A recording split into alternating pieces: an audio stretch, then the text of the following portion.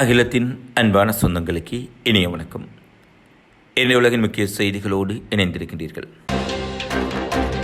Telegram நிறுவனத்தினுடைய CEO police காவலில் இருந்து விடுதலை, நாட்டை விட்டு வெளியேற தடை விதித்தது பிரான்சினுடைய அரசு. சட்டவிரோத செயல்களை அனுமதித்த குற்றச்சாட்டில் கைதான டெலிகிராம் நிறுவனத்தினுடைய CEO நாட்டை விட்டு வெளியேறுவதற்கு தடை விதிக்கப்பட்டுள்ளது. பணப்பரிமாற்ற மோசடி, போதைப்பொருள் கடத்தல் போன்ற சட்டவிரோத நடவடிக்கைகளுக்கு டெலிகிராம் செயலி பயன்படுத்தப்படுவதாக ஐரோப்பிய நாடான பிரான்ஸ் குற்றம் சாட்டியுள்ளது. இந்த சூழ்நிலையில் கடந்த சனிக்கிழமை ஐரோப்பிய நாடான அசர்பைஜானிலிருந்து பிரான்சின் பாரிஸ் விமான நிலையம் வந்திறங்கிய டெலிகிராம் நிறுவனரும் தலைமை செயல் அதிகாரியுமான பாவல் த்ரோவ் போலீசாரால் கைது செய்யப்பட்டார். டெலிகிராம் மூலம் நடைபெறும் சட்டவிரோத குற்ற செயல்களுக்கு டெலிகிராம் நிறுவனம் துணை புகுந்தது என்றும், குற்றவியல் நடவடிக்கையை கண்காணிக்க தவறியது என்றும், பயனாளர்களின் தரவுகளை அரசிடமிருந்து மறைத்து பாதுகாத்தது போன்ற குற்றச்சாட்டுகளின் அடிப்படையில் அவரை பிரான்ஸ் அரசு கைது செய்திருந்தது. இந்நிலையில் டெலிகிராம் தளத்தில் சட்டவிரோத செயல்களை அனுமதித்த குற்றச்சாட்டில் கைதான CEO பாவல் த்ரோவ் போலீஸ் காவலில் இருந்து விடுவிக்கப்பட்டுள்ளார். எனினும் அவர் பிரான்ஸ் நாட்டை விட்டு வெளியேறுவதற்கு தடை விதிக்கப்பட்டுள்ளது. நீதிமன்றத்தில் அவர் மீதான வழக்கின் விசாரணை இனி தொடங்கும் என்றும் தகவல் வெளியாகியுள்ளது. டெலிகிராம் CEO த்ரோவ் நிபந்தனை ஜாமீனில் தற்போது விடுவிக்கப்பட்டுள்ளார். இதற்கான ஜாமீன் தொகையாக நீதிமன்றம் சுமார் 5 மில்லியன் யூரோக்கள் செலுத்தப்பட்டுள்ளதாக கூறியுள்ளது. மேலும் அவர் வாரம் 2 முறை காவல் நிலையத்தில் ஆஜராக வேண்டும் என்றும் நீதிமன்றம் உத்தரவிட்டுள்ளது. இந்நிலையில் ரஷ்யாவை பூர்வீகமாக கொண்ட த்ரோவ் திட்டமிட்ட அரசியல் அடிப்படையில் கைது செய்யப்பட்டுள்ளதாகவும், இவருடைய கைதின் பின்னணியில் ஸ்டேலிய மொசாட் உளவுப்பிரிவு இருப்பதாக பலரும் குற்றம் சாட்டியுள்ளார்கள். அது மட்டுமல்ல, மேற்கத்திய சமூக வலைத்தளங்களான முகநூல், ட்விட்டர் போன்ற பல்வேறுபட்ட சமூக வலைத்தளங்களில் பயனாளர்கள் பல்வேறுபட்ட நடவடிக்கைகளை செய்து வந்தாலும், இதேபோன்று தற்போது பிரபலமாக இருக்கும் ரஷ்யாவை பூர்வீகமாக கொண்ட த்ரோவின் உடைய கைது பல விமர்சனங்களையும், இது அரசியல் ரீதியாக செய்யப்பட்ட கைது என்றும் பல பத்திரிகைகள், ஊடகங்கள் பிரான்ஸ் அரசின் மீது குற்றச்சாட்டுக்களை முன்வைத்துள்ளார்கள். மேற்கு ஆப்பிரிக்காவில் அமைந்துள்ள நைஜீரியாவில் வடகிழக்கு மாகாணங்களான ஜிஜிவா, அடமாவா, தரப்பா ஆகியவற்றில் கடந்த சில நாட்களாக மிக கடுமையான கனமழை பெய்து வருகின்றது. கனமழை காரணமாக ஆறுகளில் வெள்ளப்பெருக்கு ஏற்பட்டுள்ளது. மேலும் பல்வேறு பகுதிகளை வெள்ள நீர் சூழ்ந்துள்ளது. இதனால் பல பகுதிகளில் சாலை போக்குவரத்து, மின்சாரம் துண்டிக்கப்பட்டுள்ளது. மேலும் கனமழை வெள்ளத்தால் 40,000க்கும் அதிகமான மக்கள் பாதிக்கப்பட்டுள்ளார்கள். கனமழை வெள்ளத்தால் இதுவரை 49 பேர் உயிரிழந்துள்ளதுடன் 100க்கும் மேற்பட்டோர் காயமடைந்துள்ளதாகவும், 100க்கும் மேற்பட்டோர் நீரில் அடித்து செல்லப்பட்டு காணவில்லை என்றும் தெரிவிக்கப்பட்டுள்ளது. அதேவேளை கனமழை தொடர்ந்து பெய்யக்கூடும் என்பதால் மீட்புப் பணிகள் மிக தீவிரமாக நடைபெற்று வருவதாக நைஜீரியாவின் பேரிடர் மீட்பு மையம் தெரிவித்துள்ளது. ஜப்பானில் கரையை கடந்த சூறாவளியால் கடும் மழை ஏற்பட்டு தொடர்ச்சியாக வெள்ளம் மற்றும் நிலச்சரிவு ஏற்படக்கூடிய சூழலும் அங்கு ஏற்பட்டுள்ளது. ஜப்பான் நாட்டில் ஷான்ஷான் என்ற சூறாவளி கரையை கடந்துள்ளது. கியூஸ் பகுதியில் சூறாவளி கரையை கடந்ததும் கடுமையான மழைப்பொழிவு ஏற்பட்டது. பலத்த காற்று வீசியது. இதில் சிக்கி இதுவரை 3 பேர் பலியாகியுள்ளதாக தெரிவிக்கப்பட்டுள்ளது. பலர் காயமடைந்துள்ளனர். இதனைத் தொடர்ந்து ஜப்பான் வானிலை ஆய்வு மையம் பொதுமக்கள் பாதுகாப்பான இடங்களில் தஞ்சமடைந்து கொள்ளும்படி தீவிர எச்சரிக்கை அறிவிப்பை வெளியிட்டுள்ளது. சூறாவளியால் மின் விநியோகத்திலும் இடையூறு ஏற்பட்டது. கடும் மழையால் வெள்ளம் மற்றும் நிலச்சரிவு ஏற்படக்கூடிய சூழலும் காணப்படுகின்றது. அடுத்த 2 நாட்களுக்கு கனமழை தொடரும் என எச்சரிக்கை வெளியிடப்பட்டுள்ளது. பாதுகாப்பு மாநாட்டில் கலந்து கொள்வதற்காக இந்தியாவின் தேசிய பாதுகாப்பு ஆலோசகர் அஜித் தோவால் 2 நாள் பயணமாக இலங்கைக்கு சென்றுள்ளார். தேசிய பாதுகாப்பு ஆலோசகர் அஜித் தோவால் நேற்று காலை கொழும்பு சென்றடைந்தார் என்று அதிகாரப்பூர்வ வட்டாரங்கள் தெரிவித்துள்ளன. கொழும்பில் அதிபர் ரணில் விக்ரமசிங்கே மற்றும் அரசியல் தலைவர்களை அஜித் தோவல் சந்திக்க உள்ளதாக அதிகாரிகள் தெரிவித்துள்ளார்கள். இந்த சந்திப்பின் போது இலங்கையுடன் அரசியல் மற்றும் பொருளாதார விடயங்கள் குறித்து அவர் உரையாட உள்ளதாக தெரிவிக்கப்பட்டுள்ளது. இலங்கையில் செப்டம்பர் 21ஆம் தேதி அதிபர் தேர்தல் நடைபெற உள்ள நிலையில் அஜித் தோவலின் இந்த வருகை முக்கியத்துவம் வாய்ந்ததாக பார்க்கப்படுகின்றது. கொழும்பில் உள்ள பல்வேறு அரசியல் கட்சிகளின் தலைவர்களுக்கு இந்திய உயரதிகாரிகள் அழைப்பு விடுத்திருப்பதாக அக்கட்சிகளின் பிரதிநிதிகளும் உறுதிப்படுத்தியுள்ளார்கள். அதிகமாக இம்முறை ஜனாதிபதி தேர்தலில் போட்டியிடும் முக்கிய வேட்பாளர்களுக்கும் அஜித் தோவல் அழைப்பு விடுத்திருப்பதாகவும், அவர்கள் இந்திய உயரதிகாரிகளின் ஏற்பாட்டில் அஜித் தோவலை சந்தித்து பேச்சுவார்த்தை நடத்துவார்கள் என எதிர்பார்க்கப்படுகின்றது. இந்தியா, இலங்கை மற்றும் மாலத்தீவுகள் இடையே ஏற்படுத்தப்பட்ட கூட்டமைப்பு தற்போது விரிவடைந்துள்ளது. இதில் மொரிசியஸ் மற்றும் வங்கதேசம் ஆகியவை உறுப்பினர்களாக சேர்ந்துள்ளன. சீசெல்ஸ் பார்வையாளராக இணைந்துள்ளது. இந்த அமைப்பின் பாதுகாப்பு சார்ந்த மாநாடுவே கொழும்பில் நடைபெறவுள்ள நிலையில் அது தொடர்பான விவாதங்களை ஐதோவல் ஆய்வு செய்ய உள்ளதாக தகவல் வெளியாகியுள்ளது. மேலும் மாநாட்டை முடித்துக்கொண்டு நாளை மாலை கொழும்பிலிருந்து ஐதோவல் இந்தியா புறப்பட்டு செல்வார் என குறிப்பிடப்பட்டுள்ளது. காசாவில் பதற்றத்தை குறைக்கும் நோக்கோடு போர் நிறுத்த பேச்சுவார்த்தையில் உள்ள மத்தியஸ்தர்கள் புதிய திட்டத்தை வரும் நாட்களில் முன்வைப்பார்கள் என்று எதிர்பார்க்கப்படுகின்றது.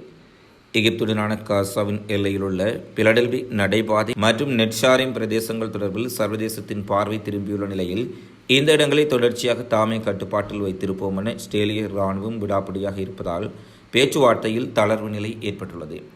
பிலடெல்வி காரிடோர் மற்றும் நெட்ஷாரிம் ஆகிய பிரதேசங்கள் இஸ்ரேலிய படைகளின் கட்டுப்பாட்டில் இருக்க வேண்டும் என்ற பெஞ்சமின் நெதன்யாகு கூறிய கோரிக்கையை எகிப்து நிராகரித்துள்ளமை குறிப்பிடத்தக்கது. காசாவிலிருந்து இஸ்ரேலிய படைகள் முழுமையாக வெளியேற வேண்டும் என்று ஹமாஸ் தொடர்ச்சியாக வலியுறுத்தி வருகின்றது.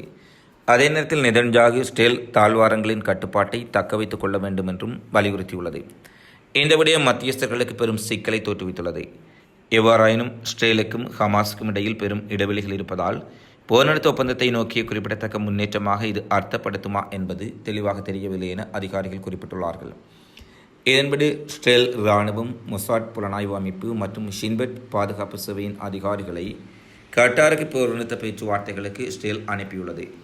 காசாவின் பிலடெல்வி மற்றும் நெட்ஷாரிம் தாழ்வாரங்களின் நிலை குறித்து சமீபத்தில் பேச்சுவார்த்தைகள் வலுப்பெற்றுள்ள நிலையில் இஸ்ரேலின் அரசாங்கம் தொடர்ச்சியான பாதுகாப்பு கட்டுப்பாட்டுக்கு அழுத்தம் கொடுத்து வருவதாகவும் காசாவிலிருந்து முற்றாக வெளியேறுவதற்கு மறுத்து வருவதாகவும் தெரிவிக்கப்பட்டுள்ளதால் பேச்சுவார்த்தைகள் வெற்றி பெறுமா என்ற ஐயம் பாரியளவில் எழுந்துள்ளது. மொபைல் போன்களால் ஏற்படும் பாதிப்புகளை சரி செய்வதற்காக சிறிய பிள்ளைகள், மாணவர்கள் மொபைல் பயன்படுத்துவதற்கு தடை விதித்து பிரான்ஸ் அரசு உத்தரவு பிறப்பித்திருந்தது. சிறுபிள்ளைகள் மொபைல் பயன்படுத்துவதை கட்டுப்படுத்த பிரான்ஸ் அரசு பல்வேறுபட்ட நடவடிக்கைகளை மேற்கொண்டு வருகின்றது. சிறுபிள்ளைகள் மொபைல் பயன்படுத்துவதை கட்டுப்படுத்தும் முயற்சியாக முதற்கட்டமாக பள்ளிகளில் சோதனை முயற்சி ஒன்று ஆரம்பிக்கப்பட்டுள்ளது. இதன்படி பள்ளிக்கு வரும் மாணவ மாணவியரில் 15 வயது வரையுடையவர்கள் பள்ளியின் ரிசப்ஷனில் இருக்கும் ஊழியர்களிடம் தங்கள் மொபைல்களை ஒப்படைத்துவிட்டே கட்டாயமாக செல்ல வேண்டும். 200 பள்ளிகளில் இந்த சோதனை முயற்சிகள் தற்போது ஆரம்பமாகியுள்ளன. பாடசாலைகளில் மொபைலுக்கு தடை விதிக்கும் இந்த சோதனை முயற்சியை தற்போது பிரான்ஸ் அரசின் கல்வித்துறை அமைச்சர் பொறுப்பை ஏற்றுக்கொண்டுள்ளார். மொபைல் பாவனை காரணமாக மாணவர்களின் கல்வி வளர்ச்சி மிகவும் குன்றி வருவதுடன் அவர்களுக்கு மூளை வளர்ச்சி மற்றும் பல்வேறுபட்ட உளவியல் பாதிப்புகளும் ஏற்பட்டு வருவதாக உளவியல் ஆய்வாளர்கள் தெரிவித்துள்ள சூழ்நிலையில் மாணவர்கள் மற்றும் சிறிய பிள்ளைகள் மொபைல் போன் பயன்படுத்துவதை கட்டுப்படுத்தும் நோக்கில் பிரான்ஸ் அரசு இந்த பரீட்சார்த்த முயற்சிகளை மேற்கொண்டு வருகின்றது. பிரான்ஸ் அரசின் இந்த முயற்சிகளுக்கு பொதுமக்கள் பலரும் தங்களுடைய பாராட்டுக்களை தெரிவித்துள்ளார்கள். இஸ்ரேலிய நகரங்களின் மீது நேற்றைய தினம் ஹமாஸ் ஏவுகணை தாக்குதலை நடத்திய சூழ்நிலையில் இஸ்ரேலிய குடியிருப்புகள் சில ஹமாஸின் ஏவுகணை தாக்குதல் காரணமாக தீப்பற்றி எறிந்திருந்தமை தொடர்பாக ஏற்கனவே செய்திகளை வெளியிட்டிருந்தோம். இந்நிலையில் ஹமாஸ் மற்றும் இஸ்லாமிய ஜிகாத் மீண்டும் நேற்றைய தினம் இஸ்ரேலின் கிசுபிம் மற்றும் பல்வேறுபட்ட பகுதிகளின் மீது ராக்கெட் தாக்குதலை நடத்தியிருப்பதாக செய்திகள் வெளியாகியுள்ளது. ராக்கெட்டுகள் திறந்த பகுதிகளில் தரையிறங்கியதாகவும் இதனால் உயிரிழப்பு ஏதும் ஏற்படவில்லை என்று இஸ்ரேலிய இராணுவம் தெரிவித்தாலும் கூட இஸ்ரேலில் உள்ள சில கட்டிடங்கள் இந்த ராக்கெட் தாக்குதலால் சேதமடைந்திருப்பதாக சுயாதீன ஊடகங்கள் செய்தி வெளியிட்டுள்ளார்கள்.